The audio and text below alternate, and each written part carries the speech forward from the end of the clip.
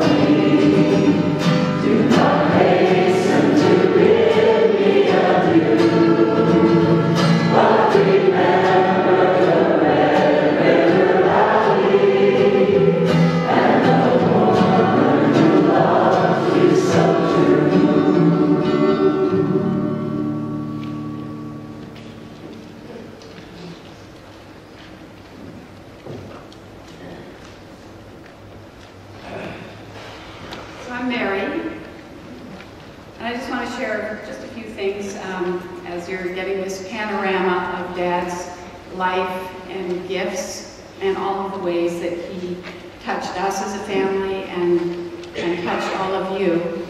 I think from my earliest days as a young child, I felt the need of a world that was in harmony.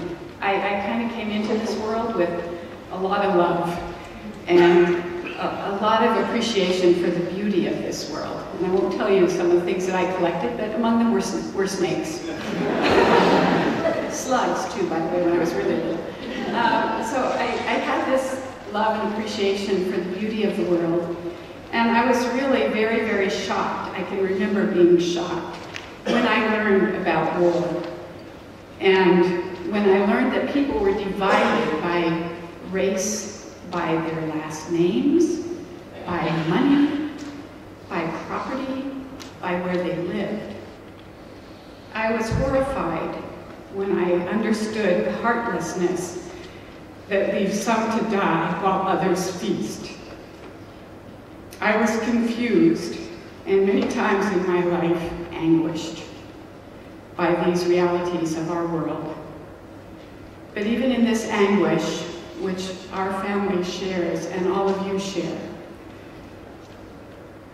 I was able, through the vision of my dad and my parents and the churches that we grew up in his ministry, to see and understand a vision, that there is another vision of a world that is radically aligned toward justice, compassion, generosity, and grace. Dad loved the Beatitudes, and I'm sure you've heard him talk about them.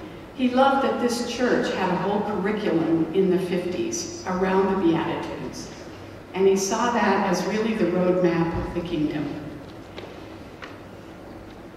I'm going to skip a little bit here. I wanted to just share a little bit as an illustration of how Dad walked through his life. He really walked the Beatitudes in his life, and I think you're hearing that. So a little bit, I had the opportunity myself to write some of the words of his ministry on our website. And for me, it was just a wonderful way to think about all of the decades that Dad's ministry spanned and the events that were going on in the world that he was called to minister to. And I will say that there were some churches where his call to minister to the issues of the world were not welcome. And there was one in particular where I think he left because his heart was broken by the response of the people to the compassion that he was asking this community and the welcome that he was asking this community to give in the time of the civil rights movement. But here's just a little note. Dad, as you know, had some wanderlust, and I wrote, wanderlust can be a good thing, but you have to go to the right places. To our mother's dismay, Dad took a church in Rock Springs, Wyoming. A dusty crossroad where sheep herders, coal miners, and cowboys and railroad workers all jostled for land, survival, and a place at the bar. Dad never took the easy churches, the ones with the big budgets. He liked to be with people and to be a voice of comfort, of uplift, and exhortation on occasion. And he was a builder of community. Everywhere he and Mom went, they brought the larger world with them. They took young people on trips to meet others in the UCC family and to see other parts of our country. They were advocates for compassion and hospitality, whether it was your next door neighbor, the hobo who just got off the train, the impoverished, the challenged, struggling families, dusty kids. Isn't that where we're all called to walk? And that's where Dad walked in his life, over all those many decades. We all carry within us this deep longing for a world of compassion that builds up rather than tears down, that feeds life and nurtures hope, and rejoices in the beauty of this earth and its creatures and its cultures. Dad helped us know ourselves as part of the great story of humankind and the Jesus story. Not the Jesus of dogma, but Jesus, the lover of humankind.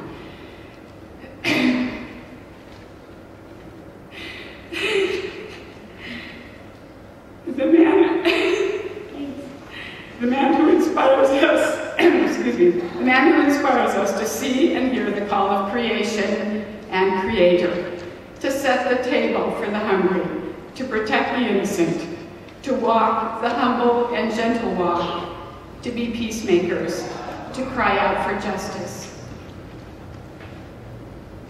He taught us to align ourselves with the kingdom of God here on earth and to be beacons of hope in a world beset with darkness.